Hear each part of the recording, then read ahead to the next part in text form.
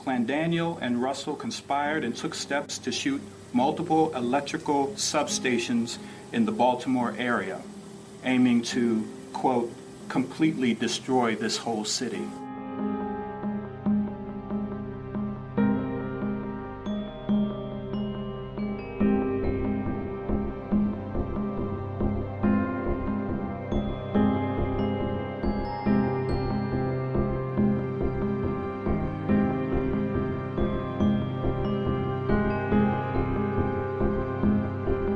People who suddenly lose power, whether it's hospitals or apartment buildings or whatever, and if it goes on for a period of time, it can be very disruptive socially, and that is what the goal is for white supremacists like this, is to create upheaval.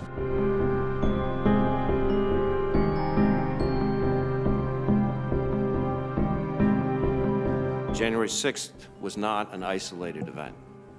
The problem of domestic terrorism has been metastasizing across the country for a long time now, and it's not going away anytime soon.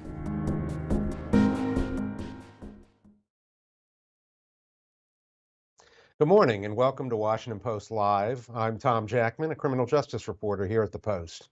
Today we're joined by Michael German, a former FBI special agent, an author who's written extensively and critically about the FBI, and a fellow at the Brennan Center for Justice, here today to discuss the rise in domestic extremism and efforts to combat it.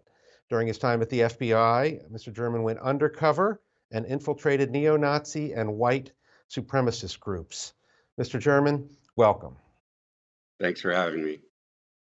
We've got a lot to cover, so let's start with this most recent plot to attack 5 substations that serve the Baltimore area.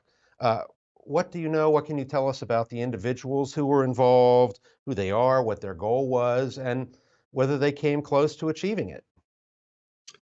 So the most prominent among them was a man by the name of Brandon Russell, who, if you follow white supremacist violence in the United States, would have been familiar to you because he was arrested as part of a 2017 incident in which a member of a group called Atomwaffen that Russell had formed, mostly recruiting online, had committed a double homicide in Florida.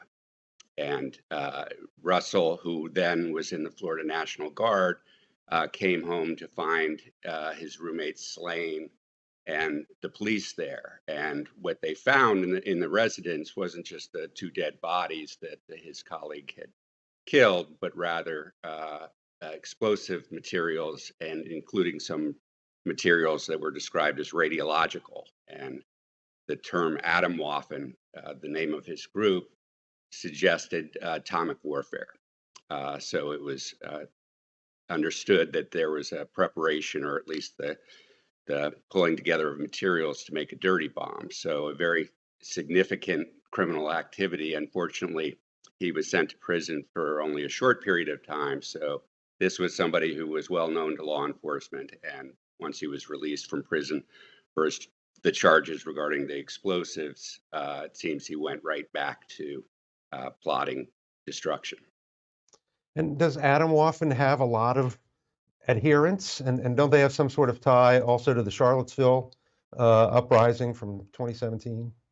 They do. It's a group that Brandon Russell formed and basically used the internet to help recruit.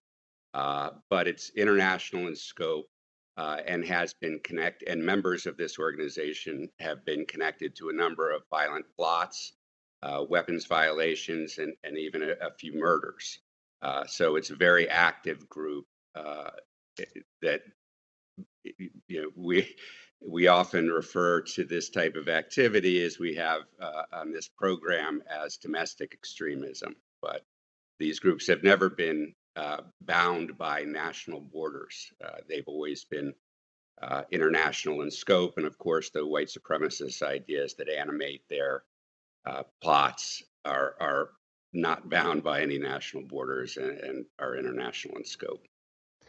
What's the point of shooting at an electrical substation? What are they hoping to accomplish with that? And did anything happen here that was particularly dangerous? Well, when in my experience working undercover in these groups, they're essentially plotting all the time, trying to figure out what would be an effective target.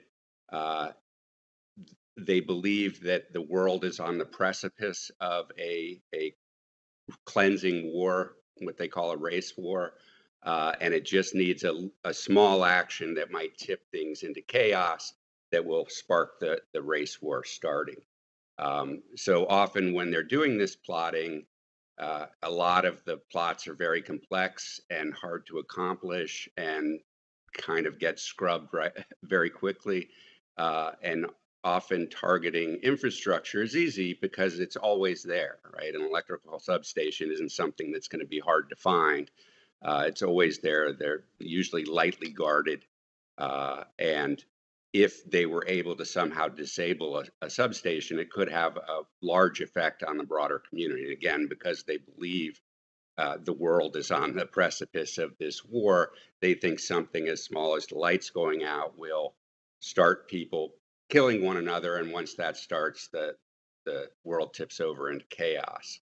And particularly if they could take out a number of substations, that would make it easier, both because the police wouldn't be able to, or the authorities wouldn't be able to get the lights on very quickly, but more so that there would be the spread of concern that this was a broader plot, that there was more there, so that fear would drive more violent action.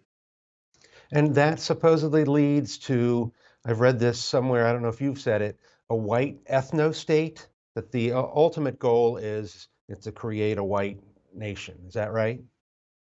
That's right.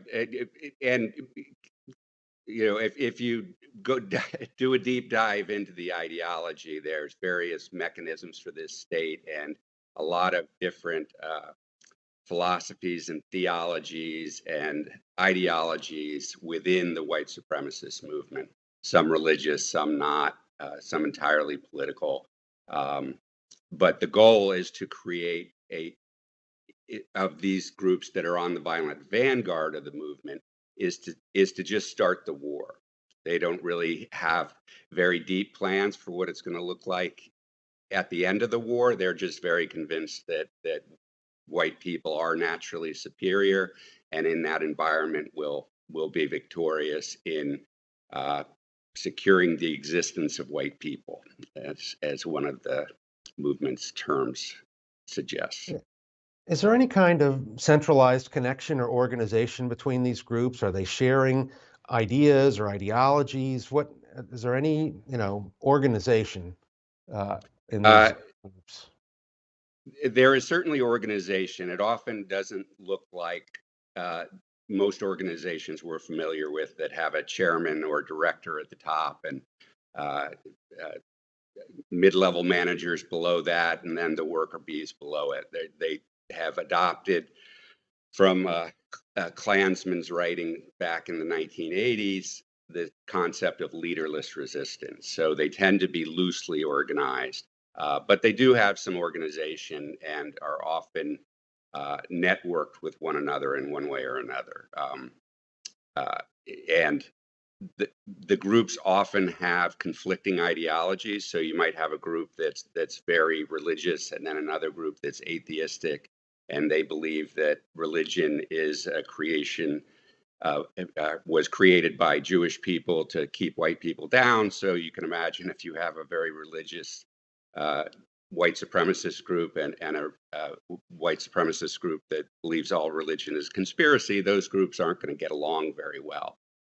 But often in the violent vanguard, they try to put those ideological conflicts away for the practical purpose of getting some kind of terrorist act that will spark the race war. So often it's not always obvious how these groups might interact with each other, but obviously once they're on the ground level, ready to do some kind of action, they need to have some kind of organization, and that makes them vulnerable. Do you see any kind of comparable activity in groups associated with leftist politics, such as Antifa or Black Lives Matter? We hear complaints from conservatives who say that that we in the media focus too much on the right-wing extremists, and that we don't take the threat of BLM or Antifa seriously enough. How do they compare? Not very well. The white supremacist violence is much more persistent and much more deadly over a much longer period of time. Certainly there are sporadic incidences of violence that you could point out, that somebody who might have been affiliated with some kind of anarchist movement, but that tends to be very disaggregated and certainly not nearly as lethal as what white supremacists engage in all the time. And I would say it's actually the opposite, that the media often doesn't cover white supremacist violence as much as it occurs. In fact,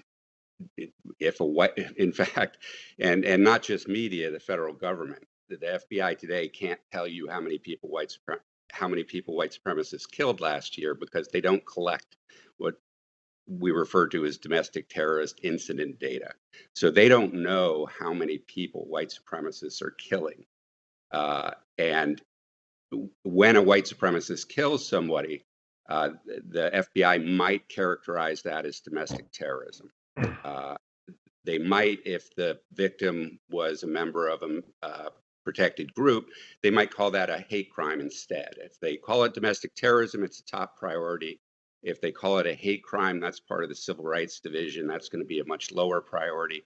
Most often in the United States, white supremacists aren't treated as terrorists, but as gang members.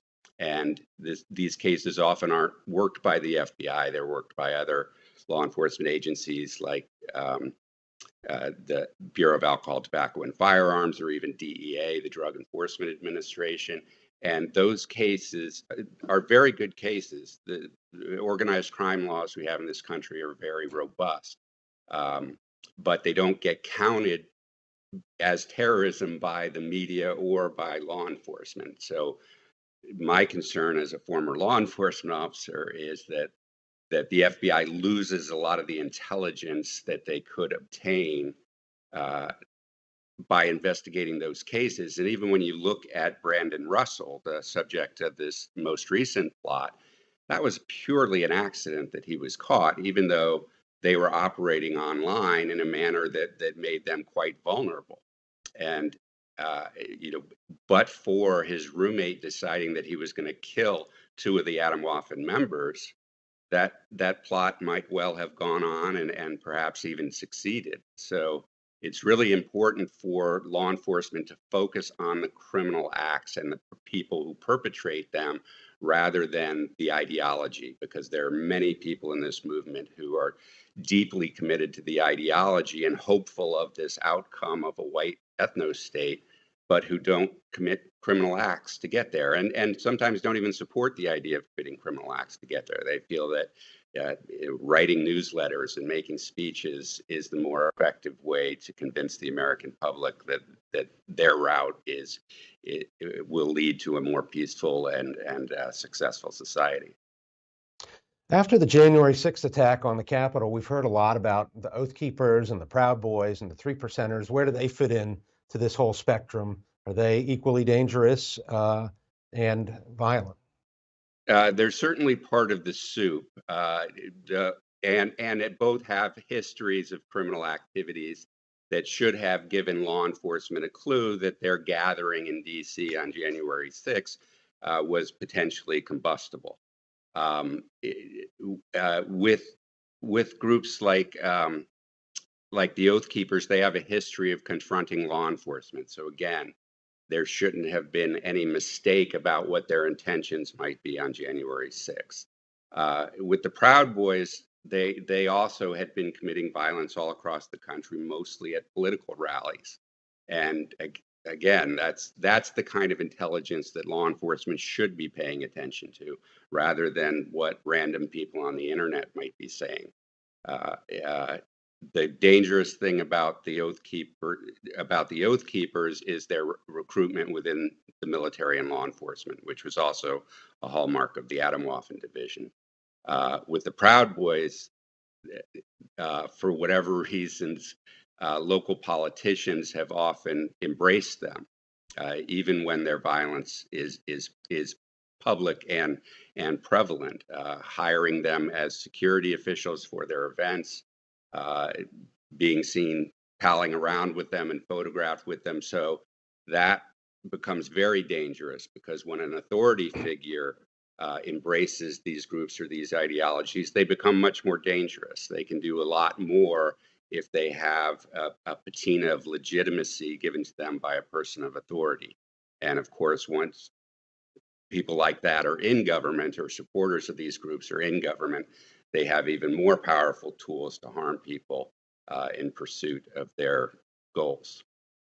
Well, that leads us to a story in the Post today about a DC police lieutenant who was communicating with the leader of the Proud Boys in advance of January 6th, advising them to encrypt their communications, alerting Enrique Tarrio to his arrest warrant. You've written and spoken extensively about the problems with law enforcement not recognizing the true nature of this extremism, and you've just talked about it here.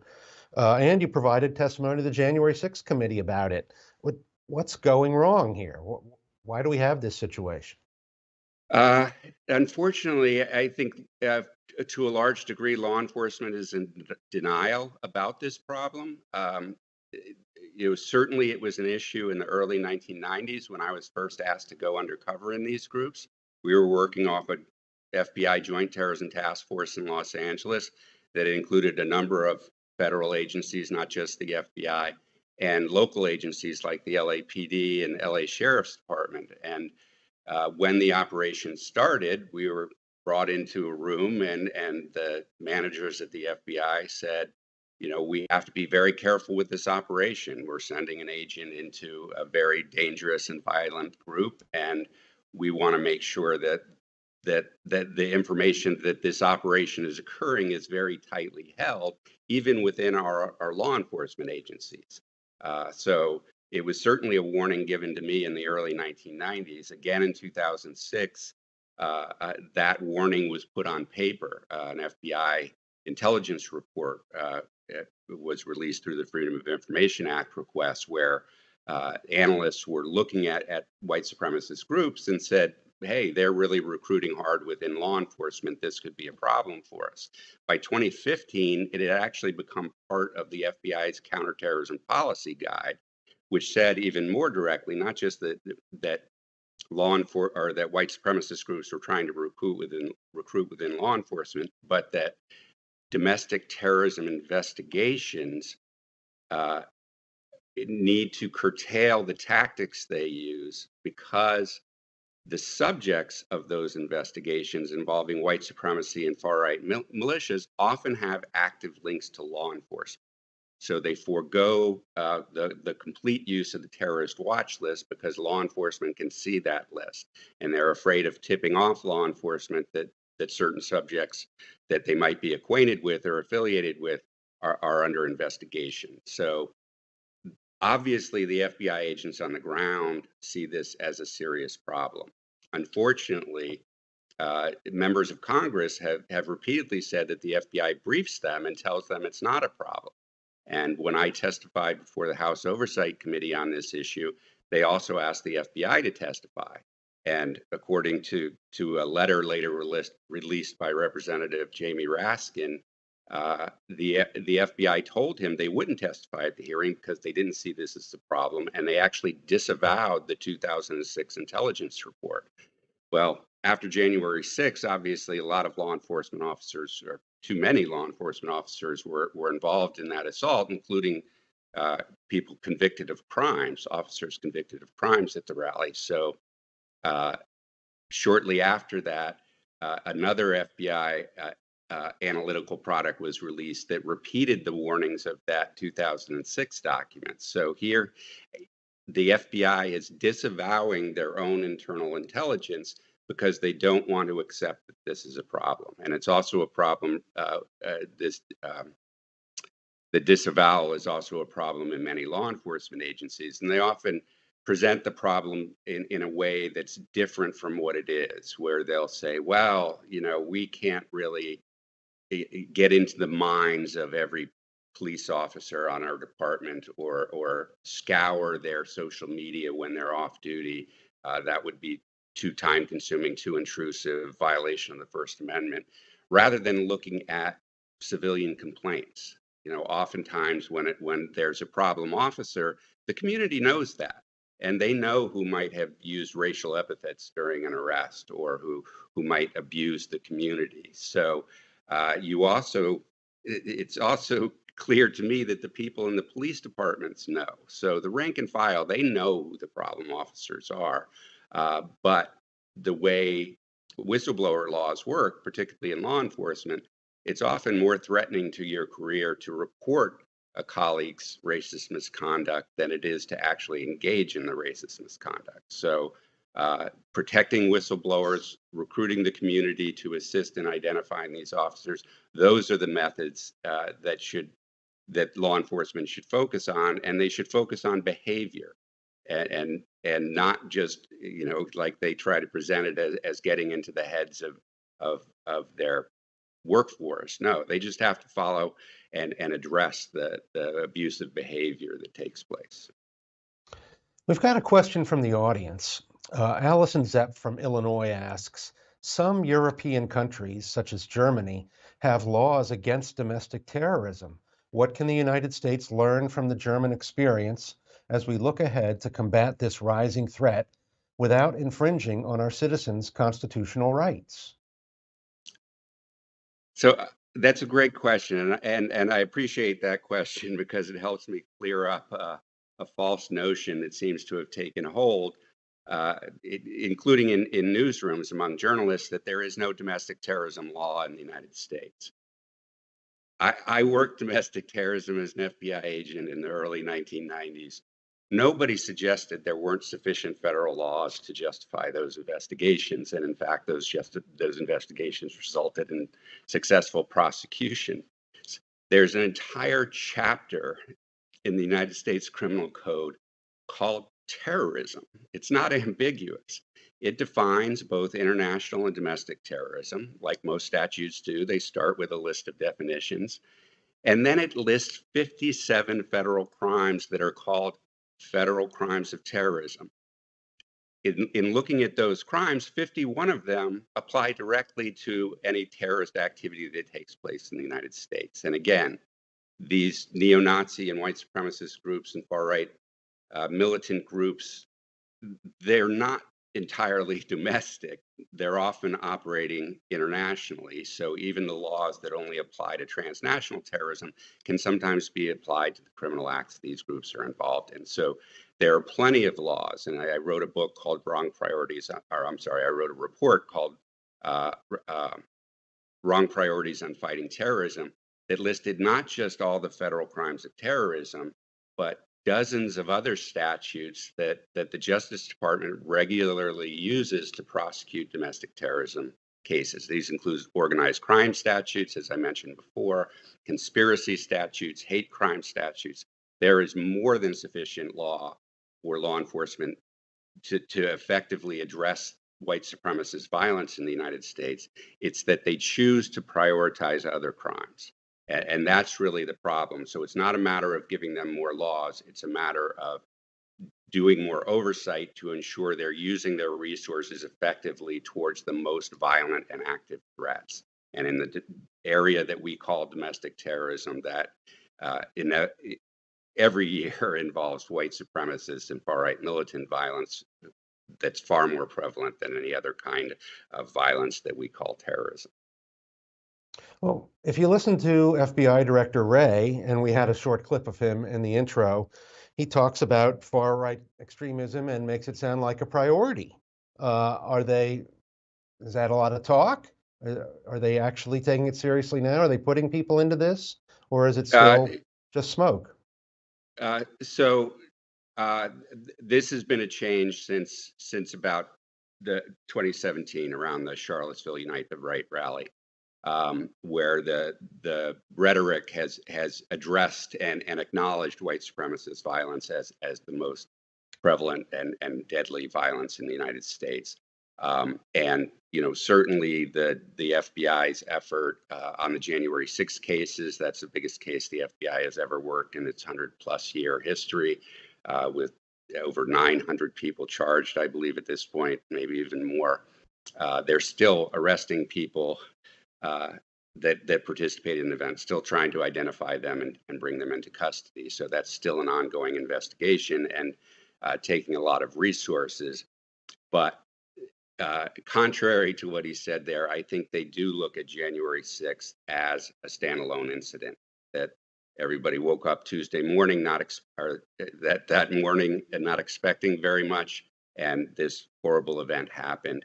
And now they're doing the post-mortem, where many of the people who were involved in the violence on January 6th had been violent at political rallies prior in public. This isn't something that's hidden in the dark recesses of the web. This is public violence these groups have been engaging in.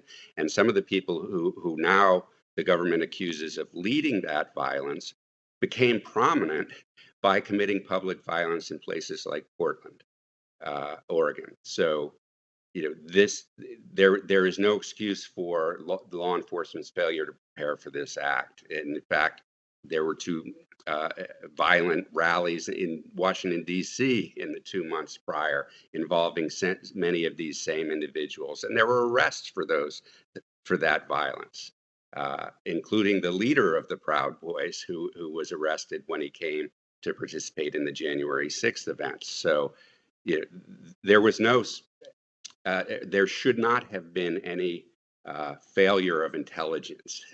You didn't need an intelligence agency. There was plenty of public evidence that this event was going to be problematic.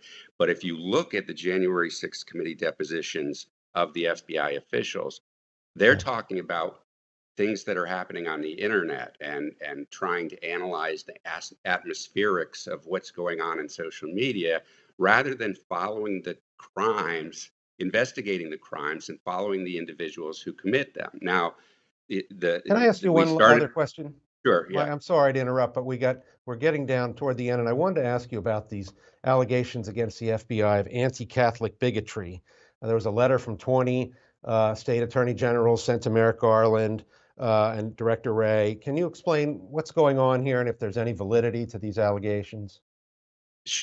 And this is a report that just recently came out based on an FBI intelligence product that identified radical Catholic groups that might be involved in some kind of violence later, and was suggesting that the FBI should set tripwires and try to develop sources that might give them information about any planned violent activity.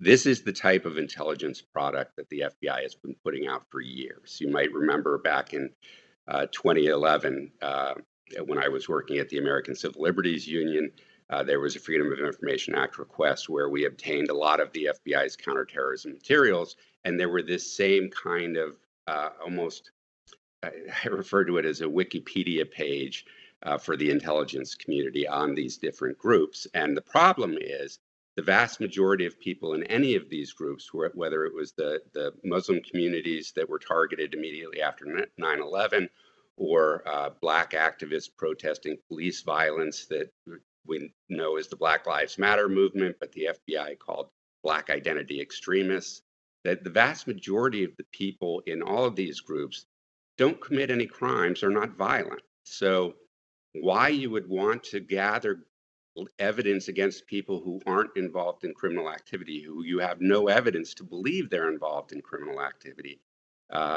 it is what creates this abusive kind of product and the improper thinking that looking at everybody and then trying to figure out which one of them might someday commit a crime isn't the proper way to approach this problem.